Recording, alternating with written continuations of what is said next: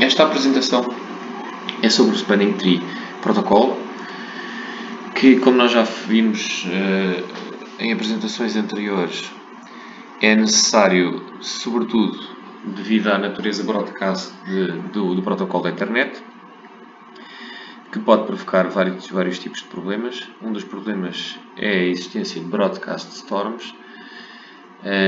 Uma vez que a Ethernet é na sua essência um protocolo broadcast para ser o mais plug and play possível, o que é que pode acontecer?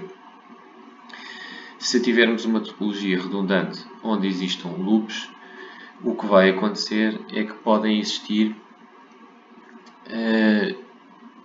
tempestades de broadcast. Portanto, se uma frame broadcast chegar a um switch, ela vai sair por todas as portas, exceto a porta para onde entrou. E neste caso, como há um loop, o que vai acontecer é que aqui vai sair por aqui e depois esta frame vai outra vez entrar por aqui e de repente temos aqui um conjunto de frames broadcast a inundar os links todos, o que vai provocar um problema de largura de banda, portanto vamos poder ficar com os links todos completamente cheios. Um problema também de possíveis cópias de frames unicast, portanto este problema que está aqui desenhado a vermelho pode acontecer numa frame unicast se no processo de Mac Learning eu tiver um loop. Portanto, uma frame unicast chega ao switch. Como o switch ainda não tem isto na sua Mac Table, o que vai acontecer é que vai fazer forward por todas as portas menos aquela por onde ela chegou e portanto este frame unicast vai chegar aqui e este switch vai fazer a mesma coisa porque também ainda não aprendeu onde está este MAC address, portanto vai enviar uma frame unicast para ali e a frame unicast vai aparecer outra vez aqui. Portanto, e depois vai ser replicada e portanto há uma possibilidade de um host receber várias cópias de frames unicast. Outro problema é a instabilidade na MAC Database, porque os switches vão ver a mesma frame unicast a aparecer em portos diferentes e portanto isso vai fazer com que na tabela de mapeamento portos, endereços de destino MAC existam mapeamentos conflituantes. Então o que é que o Spanning Tree vai fazer? O Spanning Tree vai fazer com que não existam loops na topologia e, como o próprio nome diz, vai fazer uma árvore que atravessa a topologia. Se é uma árvore, vai ter que haver uma raiz que vai ser eleita, portanto há uma raiz, há uma root bridge que vai ser eleita e essa root bridge vai ser a raiz da árvore. Só existe uma raiz, não é? Portanto, de toda a topologia de Layer 2. Na raiz, os dois portos vão estar a funcionar, são chamados Designated Ports. E para todos os switches que não são a raiz, portanto, todas as folhas da árvore, vai haver uma eleição para os portos em que o porto que está mais próximo da root bridge é o root port. Neste caso eles estão igualmente, aliás, neste caso ele está mais perto porque está ligado por um segmento com uma largura de banda superior ao segmento cá de baixo e portanto neste caso vai ser este porto que vai estar ativo e este porto que vai estar bloqueado. E portanto basicamente isto é feito automaticamente, o protocolo Spanning Tree está a correr, portanto são trocadas informações entre os switches através de umas frames especiais que têm o nome de BPDUs, de Bridge Datagram Unit, e portanto ao fim de eles trocarem estes BPDUs, portanto cada um deles vai aprender onde é que está a raiz, vai ao receber a BPDU saber qual é que é o custo para atingir a raiz e portanto para todos os seus portos vai decidir quais é que são os root ports e quais é que são os portos que são candidatos a serem desligados. Portanto, em cada segmento, o que está mais longe é bloqueado e o que está mais perto não é bloqueado. Neste caso, este obviamente é o que está mais perto porque está diretamente ligado à raiz, mas poderia existir aqui uma topologia no meio e então a decisão em cada segmento de qual é que é o porto que está bloqueado ou não tem a ver com o que está mais longe da raiz da árvore. Temos aqui um exemplo um bocadinho mais completo com 4 switches. Portanto, quais é que são as perguntas que o Spanning Tree vai responder? Qual é que é a raiz? e depois então decidir quais é que são os portos que estão a ser utilizados e que portos é que vão ser bloqueados. A raiz é escolhida de acordo com o valor que é uma prioridade, que pode ser configurado e que por omissão está igual em todos. Portanto, se está igual em todos, neste caso não é por aqui que se vai decidir qual é que é a raiz da spanning tree. Então, um critério que é usado a seguir é qual é que é o MAC address mais baixo. Neste caso é este MAC address que tem o número mais baixo e, portanto, aqui vai ser a raiz. Se aqui vai ser a raiz, o que é que vai acontecer? O porto 1 e o porto 2 vão ser designated ports e vão estar a funcionar. Para cada uma das outras bridges, o que é que vai acontecer? Então vou ver qual é que é o porto que está mais perto da raiz. Neste caso, o porto que está mais perto da raiz é este e, portanto, vai estar a funcionar. Aqui, o porto mais perto da raiz é este e, portanto, vai estar a funcionar. São root ports. Então, vai ser aqui embaixo, neste switch, que vai haver uma porta bloqueada. E agora, a porta que é bloqueada ou é esta ou é esta. Portanto, ou é 1 ou é 2. Como é que é decidido? É decidido pela que está mais longe da raiz. Portanto, estes dois segmentos estão ambos à mesma distância da raiz. Okay? E, portanto, neste segmento ou neste segmento vai haver uma porta que vai ser bloqueada. Vai ter que ser desempatado, vai depender da largura de banda dos links. Porque são 2 ops em cada lado. Portanto, aqui temos 2 ops, aqui temos 2 ops para chegar daqui à raiz. Se os links de cima tiverem mais largura de banda, vai ser por aqui o caminho mais longe. E depois neste segmento entre o porto daqui e o porto daqui, qual é que é o porto que está mais longe da raiz? É o porto 1, portanto neste caso seria este bloqueado.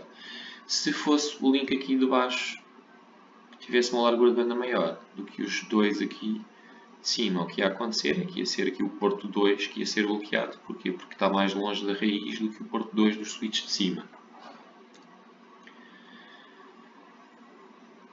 Pronto, isto é exatamente o estado a que nós chegamos, que está representado aqui neste slide. Obviamente aqui este segmento é o que é considerado mais longe, porque provavelmente há um desempate qualquer que diz que estes dois links têm menos custo do que estes dois links. Um dos graves problemas que o spanning tree tem é que demora muito tempo a convergir. Isto do spanning tree normal, já vamos ver que existem vários tipos de spanning tree diferentes. E isto tem a ver com os estados em que os portos estão. Portanto, um porto, quando existe uma mudança, aqui está uma loss of BPDU, mas pode ser um aparecimento de um link novo que pode provocar um loop na topologia, por exemplo. E, portanto, quando uma coisa destas novas é detectada num porto, o porto entra em estado de blocking. E depois entra num estado que é o estado de listening, em que estou a ouvir só BPDUs, mas não estou a passar tráfego. E estou ali até decidir com as BPDUs se isto vai ser um root port, vai ser um designated port ou vai estar bloqueado. Depois disto entra no estado de learning, que são outra vez um forward delay, e só depois é que isto começa a enviar tráfego. Porquê esta espera? Portanto, esta espera tem a ver com eu ter a certeza que as BPDUs já chegaram a toda a rede e já toda a gente bloqueou os portos que eram suposto. E que eu não vou ter loops, que é o que eu quero evitar. Estes 15 segundos são o valor default, normalmente teriam a ver com o tempo máximo de round trip time da rede. Isto, obviamente, vamos ver, não é muito eficaz, portanto, não há aqui nenhum mecanismo que o spanning tree tenha que permita saber se isto já convergiu ou não. Portanto, já toda a gente tem toda a informação, já toda a gente elegeu os portos e, portanto, por segurança, eu vou-me abster de enviar coisas porque não tenho essa garantia. Isto é o funcionamento básico do spanning tree, portanto, que foi definido já em 1998 no Standard 802.1d. Existe a versão em que temos um spanning tree para todas as VLANs, portanto, nós até agora estivemos aqui a falar nisto e estávamos a considerar isto uma rede Ethernet, portanto, um domínio de broadcast, uma subnet IP, que, como nós vimos anteriormente, pode ser depois dividido usando VLANs. Se eu tiver a usar Command Spanning Tree, que é este primeiro standard, mesmo que eu tenha muitas VLANs numa topologia Ethernet, apesar de eu estar a dividir o domínio de broadcast, eu estou a usar a mesma árvore para todas as VLANs. Isto não é assim o mais eficaz, não é? Porque se nós dividimos o domínio de broadcast, não é necessário podemos ter árvores diferentes para cada VLAN. Isto porquê? Porque só podem haver broadcast storms e cópias de frames de multicast e todos aqueles problemas que nós vimos dentro da mesma VLAN, porque só há tráfego. O tráfego de uma VLAN só é enviado para as portas daquela VLAN. Portanto, uma VLAN é como se fosse uma subtopologia Ethernet e, portanto, eu podia fazer uma árvore para cada VLAN, que é o que acontece com este PVST+. PVST+, o PV é de per VLAN e o ST é de spanning tree. E o mais é porque isto usa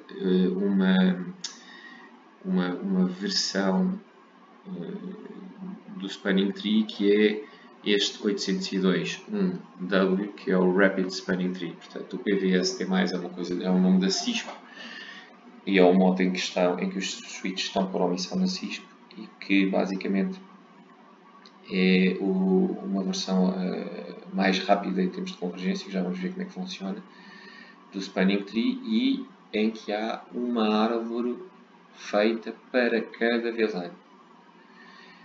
Para além, portanto, do Common Spanning Tree, que é a mesma árvore para todas, e da per VLAN, existe ainda uma solução intermédia em que eu tenho várias VLANs na mesma árvore.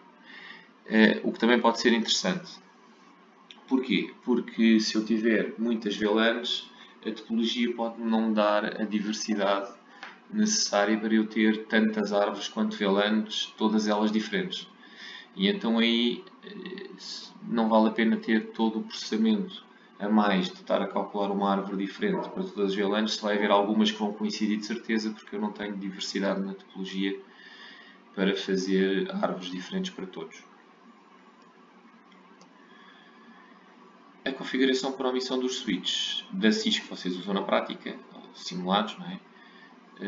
É o per VLAN Spanning Tree+, portanto é o Rapid Spanning Tree com uma instância por cada VLAN, só que todas as VLANs vão ter a mesma root bridge, portanto na prática não se está a tirar partido disto ser per VLAN, porque na prática todas elas vão ter a mesma árvore, porque todas elas têm a mesma raiz e, portanto, se nós não formos mudar as raízes das árvores consoante a VLAN, isto é só um desperdício de processamento, porque vão estar a trocar BPDUs desnecessariamente em todas as VLANs para chegarem todas ao mesmo estado.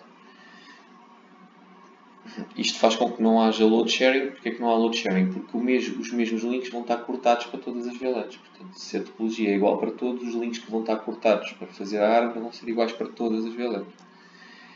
A ideia de ter uma VLAN, uma spanning tree por VLAN, é precisamente aproveitar os links de maneira que eles não estejam cortados para todas as VLANs. Temos aqui neste exemplo, por exemplo, duas VLANs, a VLAN 2 e a VLAN 3. Neste caso, se estivermos a usar o PVRST, o que é que nós podemos fazer? Podemos definir que a raiz da VLAN 2 está num switch e a raiz da VLAN 2 está noutro switch. O que é que vai acontecer? Vamos fazer a árvore para a VLAN 2. Se este é a root bridge, este vai ser o root port para a VLAN 2, okay? E este vai estar bloqueado para a VLAN 2. Para a VLAN 3, o que é que vai acontecer? Se aqui for a root, é ao contrário. Portanto, este é que estaria a funcionar e este é que estaria bloqueado. Okay? Neste caso, para a VLAN 3. Isto faz com que o quê? Que os dois links estejam a ser usados. Um link está a ser usado para a VLAN 3 e outro link está a ser usado para a VLAN 2. Como é que isto se configura? Portanto, no modo de configuração, config-t, Spanning Tree Mode, Rapid PVST, portanto, Rapid Spanning Tree com uma instância, com uma árvore por cada VLAN, e depois posso então definir quais é que são as raízes da árvore de cada VLAN. Portanto, neste caso, para a VLAN 2, eu estou a dizer que este é o switch que vai ser a raiz da VLAN 2, enquanto para a VLAN 3 não vai ser. Portanto, está como backup com este secundário. Basicamente, o que estes comandos fazem é mudar o valor da priority. Mas em vez de termos que pôr um valor numérico, são uma espécie de uma macro que, quando eu digo primary e secundário, ele já vai pôr aqui uma prioridade superior à default para a 2 e uma prioridade inferior à default para a 3.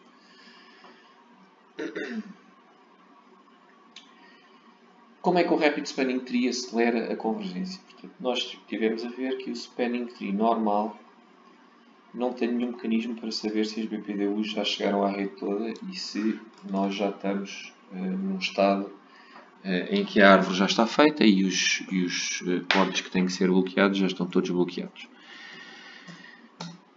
Enquanto não, para termos a certeza que isso está a acontecer e que nunca provocamos broadcast faults, basicamente estamos ali em dois estados de espera, bloqueando as transmissões todas durante 2 vezes o forward delay da rede. E muitas vezes isto por omissão dá com um valor demasiado grande que nem sequer que é muito maior que o forward delay. O Rapid Spanning Tree tenta acelerar isto fazendo o quê? Há uma negociação, portanto, temos aqui um exemplo em que de repente apareceu aqui um link novo, aqui da nuvenzinha. O que quer dizer que pode provocar aqui um loop, e vai provocar aqui um loop. Então o Spanning Tree tem que cortar portos e recalcular a árvore. Quando a Root Bridge detecta este link novo aqui, vai começar a enviar BPDUs. No funcionamento normal, o que acontece? Todos eles vão ficar em blocking e em listening durante aquele tempo, para dar tempo das BPDUs chegarem a toda a gente e toda a gente recalcular os portos que são para bloquear ou não. O que acontece é que na maior parte das vezes as BPDUs chegam muito rapidamente a todo lado e depois estamos aqui com os portos bloqueados desnecessariamente. Então o Rapid Spanning Tree o que é que faz? Introduz um mecanismo de negociação. E nesse mecanismo de negociação há uma troca de mensagens link a link, portanto hop a hop, em que é enviada a BPDU e o porto A envia uma confirmação a dizer que já recebeu a BPDU e que já bloqueou os seus portos. Okay? Portanto, aqui no passo 2, ele já bloqueou os seus portos, envia uma mensagem para cima e, portanto, a raiz tem já a certeza que o switch abaixo já bloqueou os 2 portos e, portanto, a partir daí pode pôr o seu porto em forwarding. Ao colocar o seu porto em forwarding, já está a adiantar o processo e pode fazê-lo porque tem a certeza que o switch a seguir bloqueou os portos todos e que não vai haver loop nenhum, nem sequer transitoriamente. E depois isto é repetido passo a passo, portanto o A vai fazer a mesma coisa com o B e com o C, sendo que o B, como isto são portos de acesso e já não tem mais nada, vai logo enviar um switch a dizer que aqui não há problema nenhum, uma mensagem aqui não há problema nenhum e portanto este pode ficar logo em forwarding. Para o C, quando o C bloquear o porto cá de baixo, envia uma informação para o A, portanto o A pode pôr logo o porto em forwarding e isto quando chega ao D até já completou tudo e temos uma nova árvore e temos o problema resolvido com tudo construído.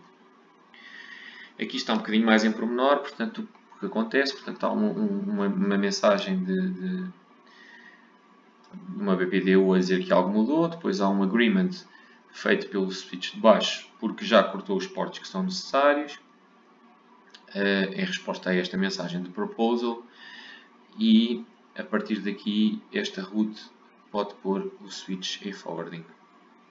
E depois aqui vai fazer a mesma coisa, isto vai enviar a proposal, quando receber o agreement, põe isto em forward, o P2 já fica bloqueado porque é para ficar bloqueado naquele caso na topologia e isto segue muito rapidamente e converge muito rapidamente. Portanto, nós aqui não vamos ver em pormenor todas estas novas mensagens, nem estes novos tipos de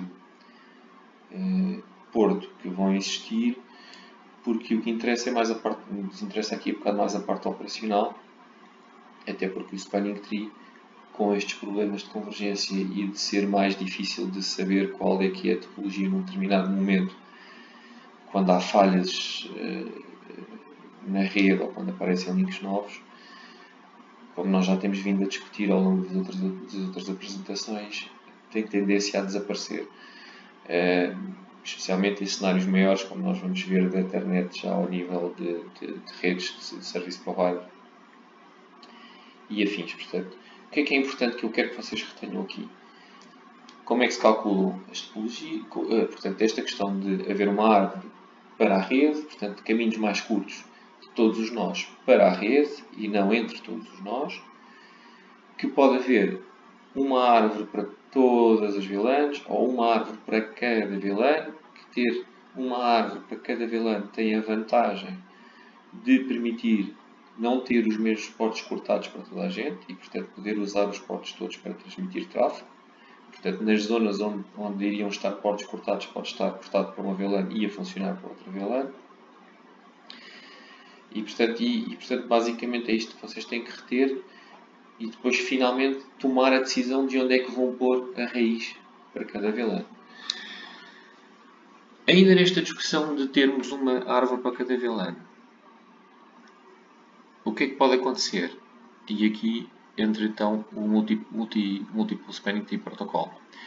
O que pode acontecer é que vocês podem ter muitas VLANs, que existem em muitos switches, portanto aqui as VLANs existem nos switches todos, e portanto temos aqui 6 VLANs diferentes, o que iria, se eu usasse o Parallel Rapid Spanning Tree, o que é que ia acontecer? Eu ia ter 6 árvores, mas se eu olhar para a topologia eu só tenho 3 switches, e portanto estes 3 switches no máximo podem fazer 3 árvores diferentes. Como 3 árvores diferentes, uma árvore em que este switch é a raiz, uma árvore em que este switch é a raiz e uma árvore em que este switch é a raiz. Portanto, eu iria ter 6 árvores diferentes, mas em que elas, na melhor das hipóteses, iam ser iguais 2 a 2. Então aqui, para poupar o processamento, o que é que eu posso fazer? Usar Multiple Spanning Tree Protocol.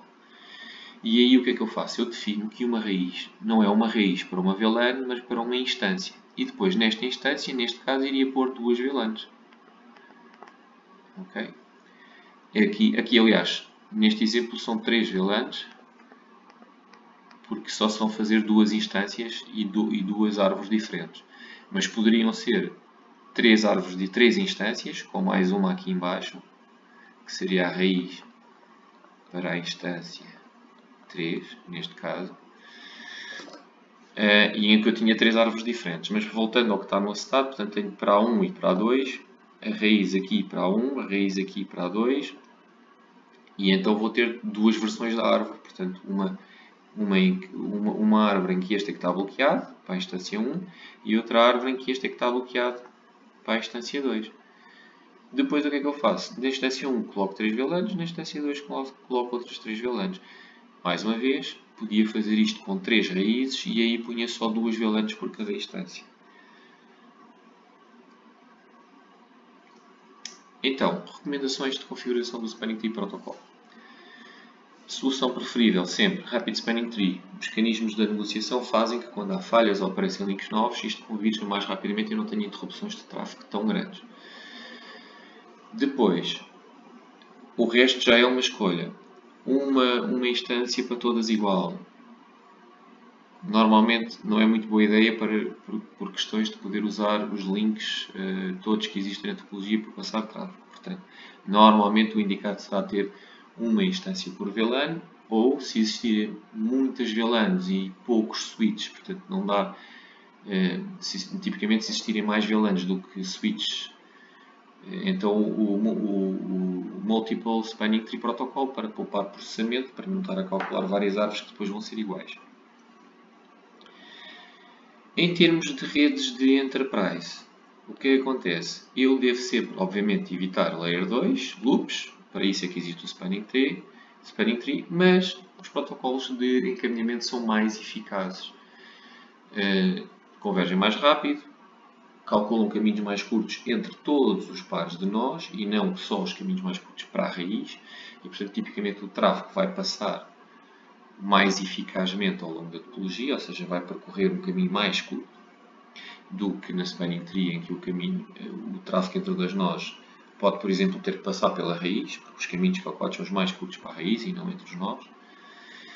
O Spanning Tree deve ser o mais simples possível, o mais pequeno possível, devido a esta eficácia em termos de caminhos mais curtos, devido a uma certa dificuldade que há em olhando para uma topologia e quando há uma mudança rapidamente nós sabemos como é que a topologia ficou.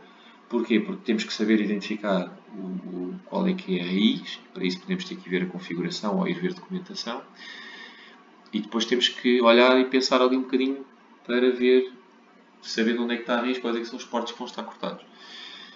Obviamente, no protocolo de caminhamento isto é tudo mais simples, porque nós olhamos e vemos logo qual é o caminho mais curto e sabemos sempre qual é o caminho mais curto que está a funcionar em função dos links que estão a funcionar. O SDP nunca deve ser desligado. Porquê? Porque a Ethernet é muito plug and play, portanto posso ter topologias pequeninas em que estou a usar meia dúzia de switches e, portanto, nesse caso eu preciso sempre de ter o spanning tree ligado para que quando de repente ligo dois switches não provocar um loop e mandar a rede toda abaixo. E pronto, com isto terminamos o spanning tree. Só agora, para terminarmos aqui, vamos só reforçar aqui as ideias. Portanto, imaginem que vocês têm 4 switches aqui, como por exemplo na topologia do trabalho, assim, vamos pôr aqui bastante redundância. O que é que vai acontecer aqui? Há aqui spanning tree, com certeza, né? Portanto, imaginem aqui que tem as duas VLANs, a 3 e a 4. O que é que acontece aqui? Se pusermos a raiz da 4 aqui, o que é que vai estar bloqueado para a 4? Portanto, estes vão estar a funcionar, ok? E vai ser aqui em baixo que isto vai estar cortado. E isto vai estar cortado o quê? Vão estar cortados aqui dois portos, provavelmente um aqui, ok? E outro, porque é para impedir aqui este loop, deste triângulo de baixo. E vai estar cortado aqui, outro aqui, para impedir este loop aqui do triângulo de cima. Ok? Se eu puser a raiz da VLAN 3 aqui, vão estar cortados os portos deste lado também, mas os outros, não é? Portanto, vai estar o que está mais longe para a VLAN 2, que é este aqui, para a raiz daquele lado, que é este aqui, e este vai estar cortado para o dali. Portanto, o que é que isto quer dizer? Quer dizer que este link não é usado para nenhuma delas, porque está cortado de um lado para uma, está cortado do outro lado para a outra. Mas depois para cima, este link é usado por uma delas, e este link é usado pela outra. Okay? E todos os outros também estão a funcionar. E os caminhos mais curtos, como é que o tráfego vai? Já vimos que nunca vai passar aqui em baixo. Portanto, o tráfego vai sempre, se eu quiser passar de um computador da VLAN 2 aqui, da VLAN 3, desculpem, que isto está com 3 e 4, da VLAN 3 para a VLAN 3 deste lado, o que é que vai acontecer? O tráfego vai ter que ir lá acima, estão a ver? Vai ter que ir lá acima e depois poderá descer ou ir para o outro lado, mas nunca vem aqui diretamente. O que acontecia se fosse um protocolo de Layer 3, porque se fosse um protocolo de Layer 3 o caminho mais curto era neste link aqui de baixo. Portanto, são este tipo de coisas que vocês têm que considerar aqui. Portanto, aqui seria interessante, obviamente, uma instância por VLAN, porque senão íamos ter os mesmos links portados para as duas VLANs.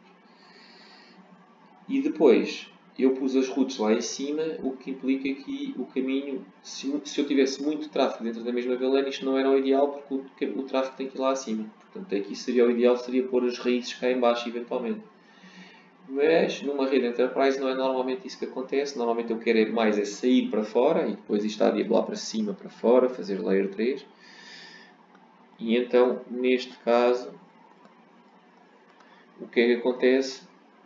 O indicado é ter as raízes cá em cima, porque depois, se for para ir para fora, este vai ser o caminho mais curto, porque isto é raiz e o tráfego, em vez de ter que passar aqui, por exemplo, pelo lado, vai diretamente lá para cima. E pronto, com isto terminamos o Spanning Tree Protocol.